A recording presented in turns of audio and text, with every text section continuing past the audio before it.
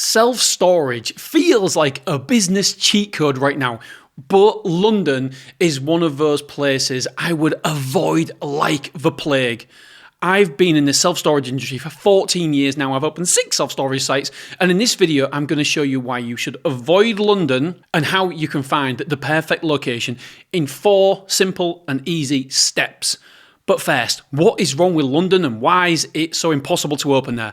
Well, here's 3 major problems with London. And this video, by the way, we're using the example of outdoor self-storage, but you can simply put in the cost for indoor self-storage and replace it if you want. So the number 1 problem is the cost of land. It is super duper whooper expensive. And yes, that's a real word.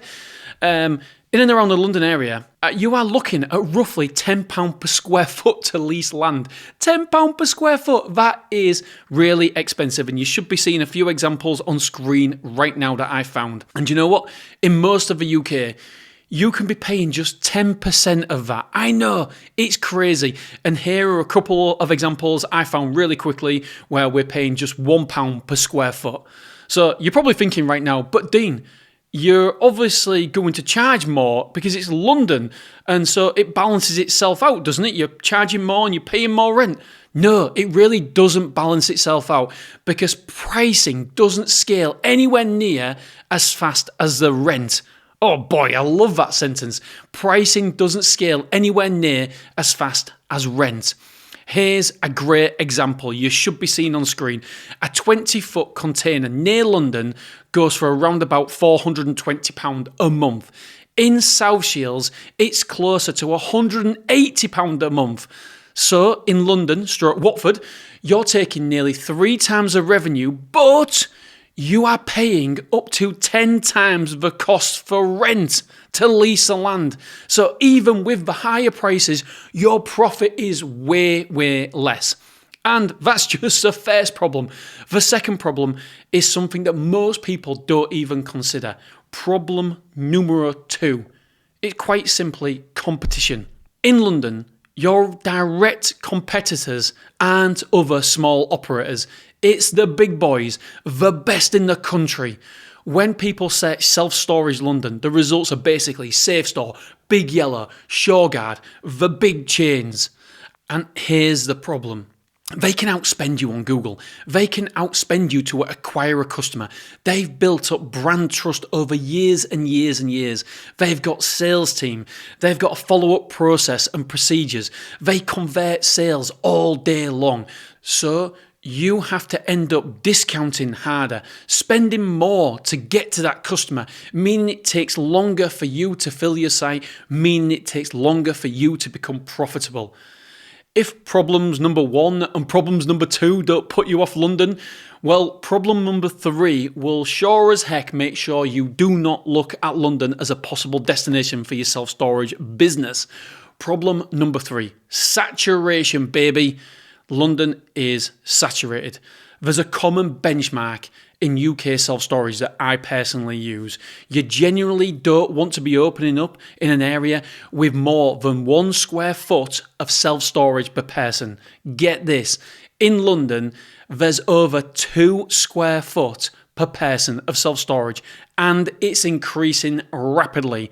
This tells you one thing. There's already a hell of a lot of self-storage companies chasing the same customer.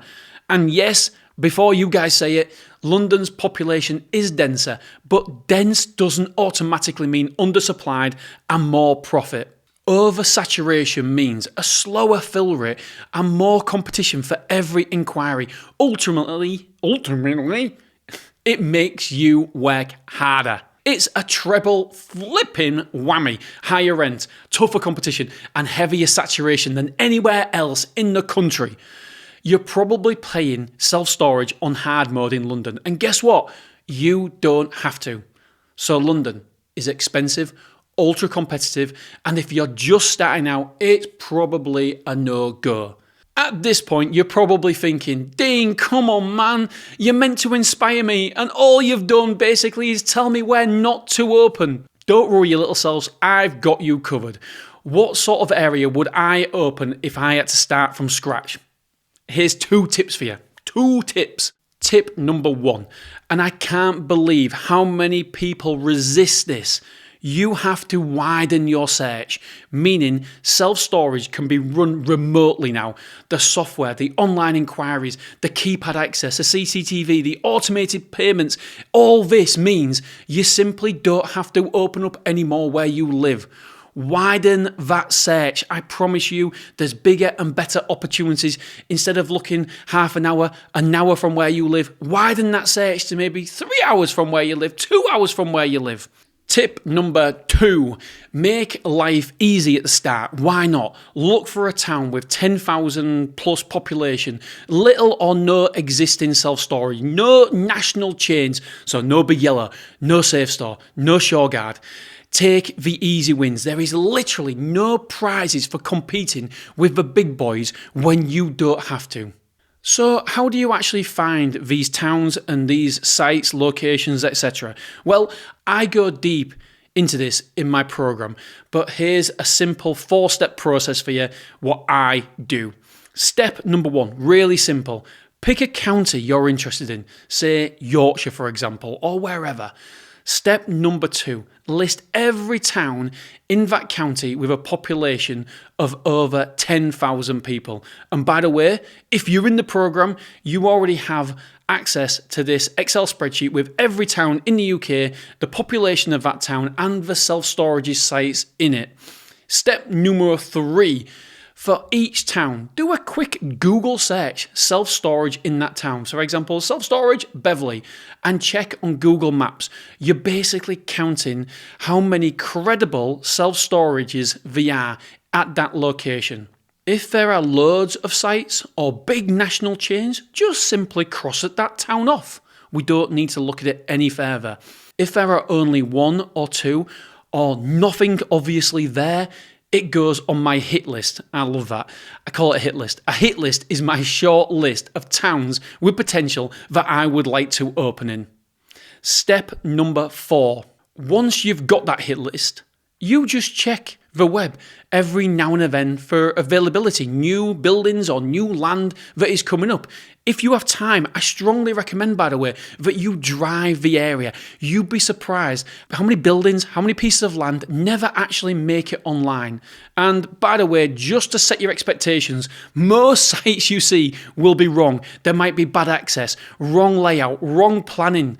But if you keep working at it, if you keep looking at the list, then eventually you will find opportunities. And by the way, I found 2 opportunities last night while planning this video.